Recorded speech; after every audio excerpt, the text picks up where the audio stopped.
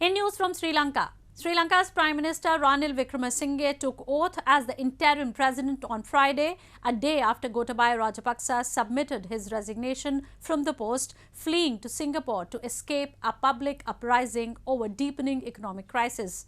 Sri Lankans, who blame the powerful Rajapaksa family and allies for runaway inflation and corruption, have welcomed the resignation.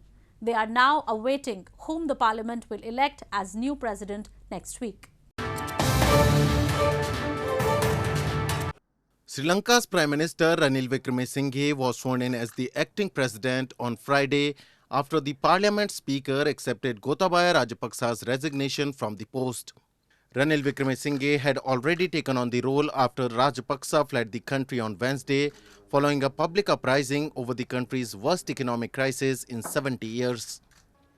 Wickremesinghe said he will stick to constitutional process and establish law and order until the parliament elects a new president on July 20.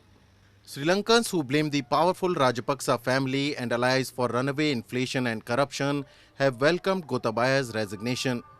They are now waiting to know who the new president will be. We won everything, and we are so happy today that he has resigned.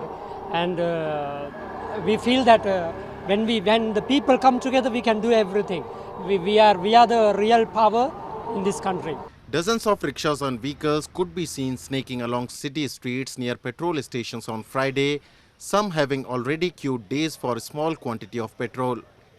The country of 22 million has nearly run out of dollars for imports of fuel and other essentials and defaulted on foreign loans. वो resign करने के लिए अभी रास्ता में खड़ा हुआ ना, वो रास्ता बनाया, अब हम लोग को रास्ता डाला हुआ, अभी खाने खाया नहीं है, सोता नहीं है, इधर भी रहता है, अभी बच्चे लोग पागल.